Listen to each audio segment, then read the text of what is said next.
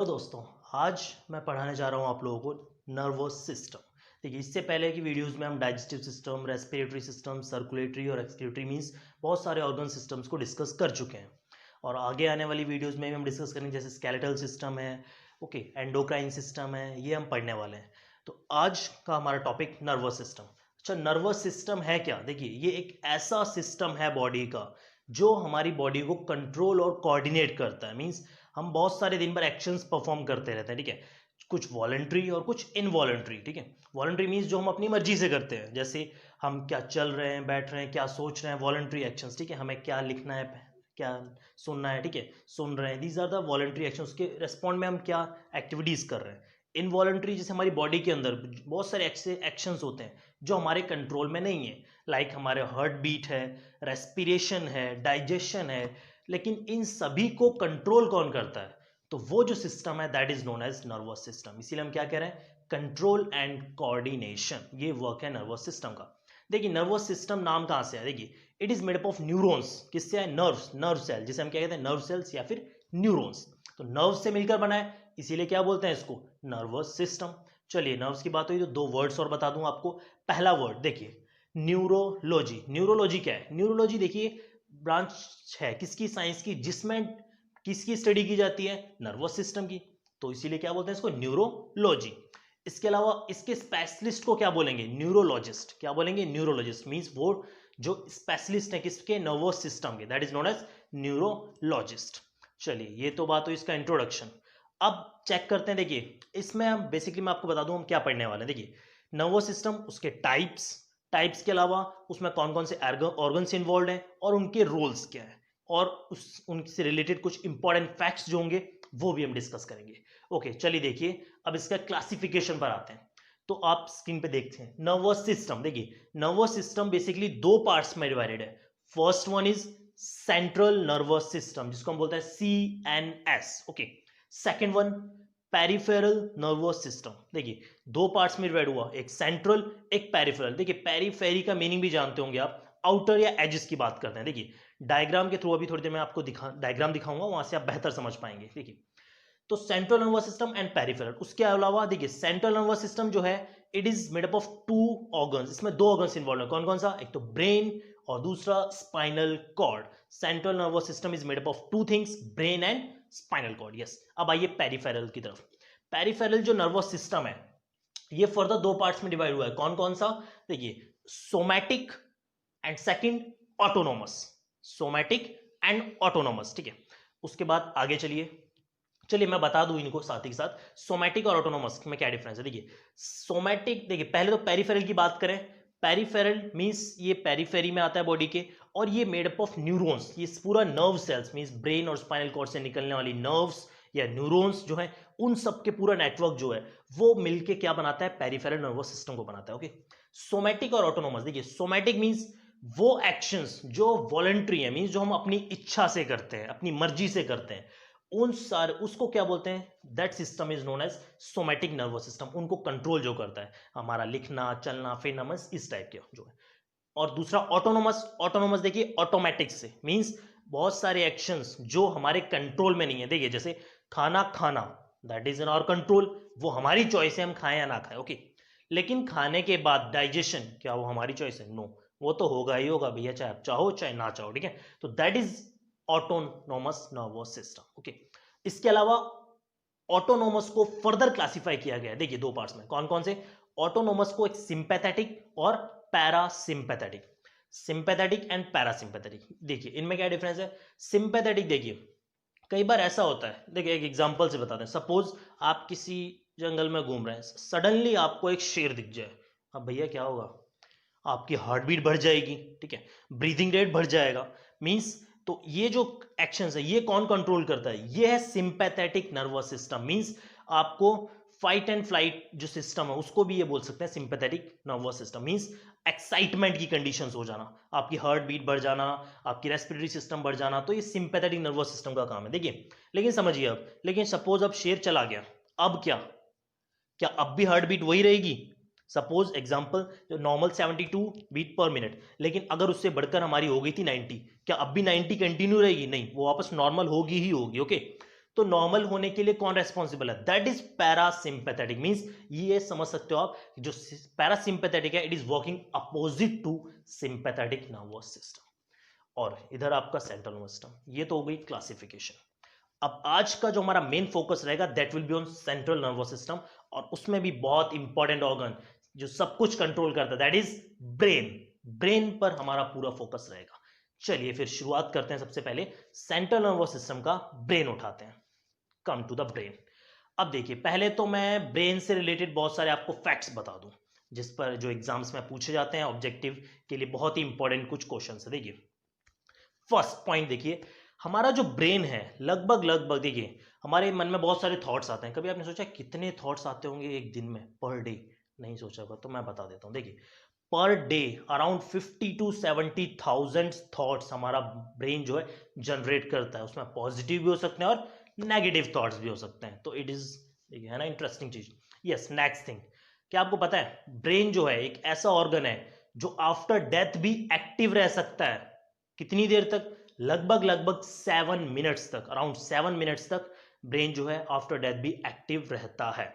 इसके अलावा और आपको पता है, आप लोगों ने सुना होगा पुरानी कहावतें, कुछ बड़े बुजुर्ग लोग क्या कह देते हैं कि मोटी बुद्धि। देखिए वो मोटी बुद्धि ये मत समझिए कि उसकी में बुद्धि नहीं है, वो लॉजिक की बात करते हैं। हम लोगों को नहीं पता होता, उन लोगों को लॉजिक्स पता है, उन्होंने साइंस पढ़ी हुई, ठीक है ना। वो मोटी बुद्धि का मतलब समझते हैं। देखिए हमारा जो ब्रेन है it is known as the fattest organ. Fattest organ mean जिसमें सबसे ज्यादा फैट प्रेजेंट है। और कितना, ये भी मैं बता दूं आपको, 60%। मतलब हमारे ब्रेन का 60% जो है वो फैट से बना हुआ है। इसीलिए कहते हैं मोटी बुद्धि। भैया उसमें फैट है, फैट क्या बढ़ाता है? मोटापा। लेकिन मोटी बुद्धि वो लॉजिक जानते थे इसलिए कहते हैं, और हम लोग तो बस कुछ और ही समझ लेते हैं। चलिए छोड़िए, 60% फैट कंटेन होता है किसमें? ब्रेन में। फैटेस्ट ऑर्गन बोलते हैं इसीलिए। वो है ना बहुत इंपॉर्टेंट चीज, बहुत इंपॉर्टेंट है, कई बार एग्जाम से पूछा जाता है। ओके, इसके अलावा नेक्स्ट पॉइंट आई, देखिए हमारे बॉडी में जो ओवरऑल ऑक्सीजन है उसका ब्रेन कितना यूज करता है? That is 20%। 20% ऑक्सीजन, या यूं भी कह सकते 20% जो ब्लड की सप्लाई है पूरे ब्लड का, 20% ब्लड की सप्लाई जो होती है वो कहाँ होती है? ब्रेन में। तो ब्रेन यूजेस 20% ऑफ ऑक्सीजन। मतलब ओवरऑल 100% जो बॉडी में यूज हो रहा है उसका 20% तो ब्रेन यूज करता है किसको? ऑक्सीजन को। यस, नेक्स्ट आइए वेट की बात करें। वेट, तो देखिए वेट को मेल्स में अलग, फीमेल्स में अलग। देखिए अकॉर्डिंग टू बॉडी ये होता है। अच्छा एक और चीज बता दूं उसके साथ साथ, जो 2% जो ह्यूमन बींग्स में लगभग लगभग बॉडी का 2% जो वेट होता है वो ब्रेन में होता है। 2% ऑफ बॉडी वेट। अब होता कितना है देखिए, फीमेल्स की बात करें तो इट इज अराउंड, फीमेल्स में जो ब्रेन का जो वेट होता है that is 1350 gram. 1350 gram. Okay, males में तो it is 1450 gram. Okay, average weight की बात करें तो इट इज 1400। एवरेज की बात करें तो it is 1400 gram average weight होता है ह्यूमन बींग्स में। तो ये तो हुई बात फैक्ट्स की।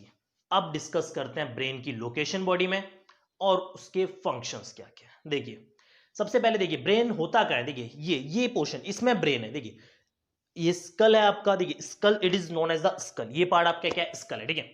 Cranium, it is not cranium. Cranium में कितनी बोन्स होती हैं? 8 बोन्स होती हैं। ये भी बता दूं आपको, क्रेनियम में 8 बोन्स होती है। देखिए डायग्राम की तरफ देखिए। अब डायग्राम, क्रेनियम है, क्रेनियम में के अंदर क्या लोकेटेड होता है? आपका ब्रेन। देखिए बहुत सेंसिटिव ऑर्गन है, प्रोटेक्शन चाहिए ऑब्वियसली।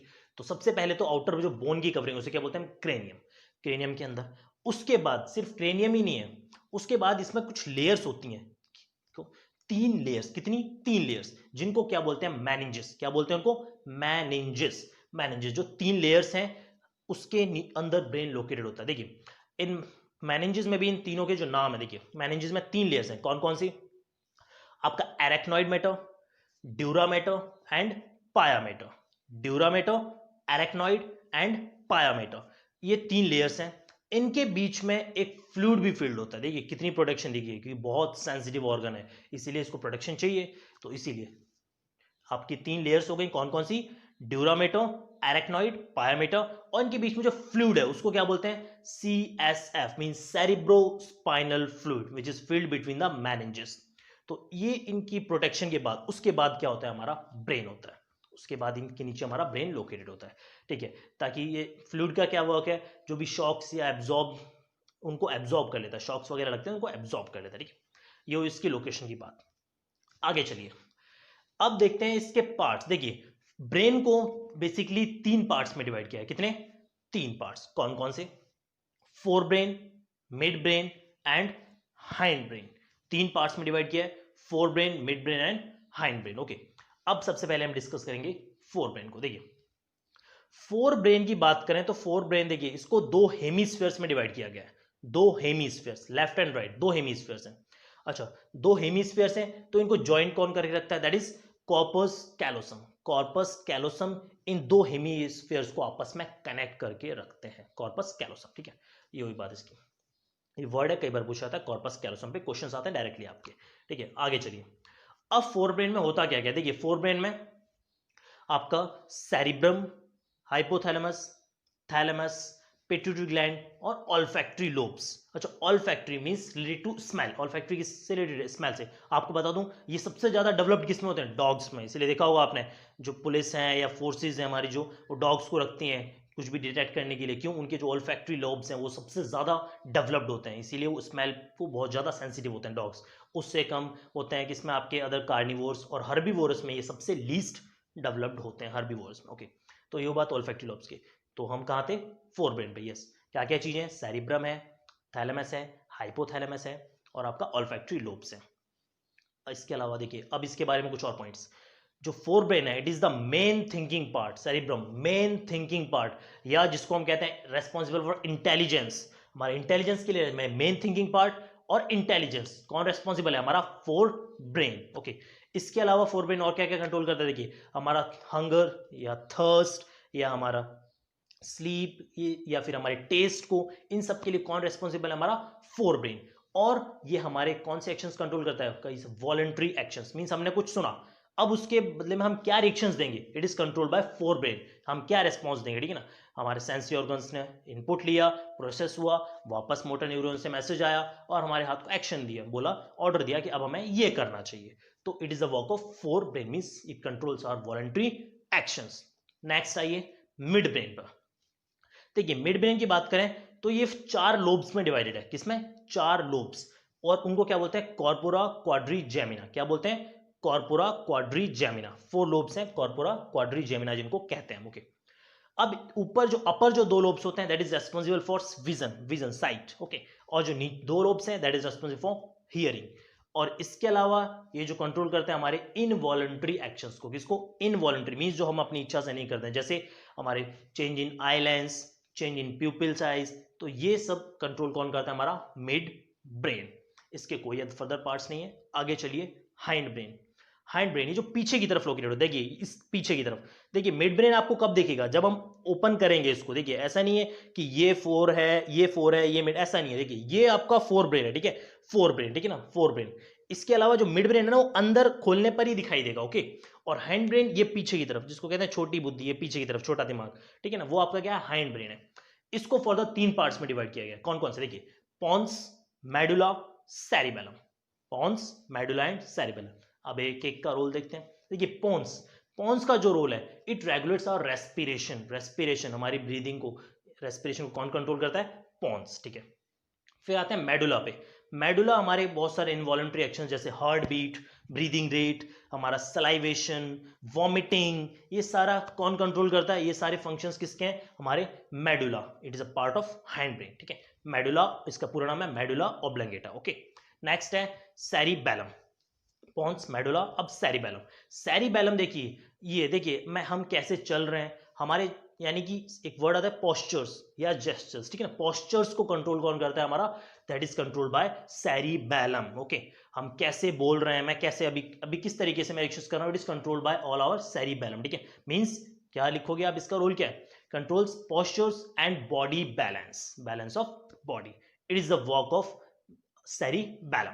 ओके, तो ये हुआ पूरा ब्रेन। अच्छा, इसके अलावा एक और एक बहुत इंपॉर्टेंट चीज एग्जाम्स में जो पूछी जाती है दैट इज ईईजी, इलेक्ट्रोएन्सेफेलोग्राम। ये क्या है? देखिए ये एक टेस्ट है which use to detect the problems in electrical activity of brain. Means brain में क्या प्रॉब्लम्स जो डायग्नोस करने के लिए जो टेस्ट किया जाता है that is known as electroencephalogram, EEG. बहुत बार पूछा गया है कई कॉम्पिटिटिव एग्जाम्स में, तो याद रखिएगा आप इसको भी, ईईजी रिलेटेड टू ब्रेन।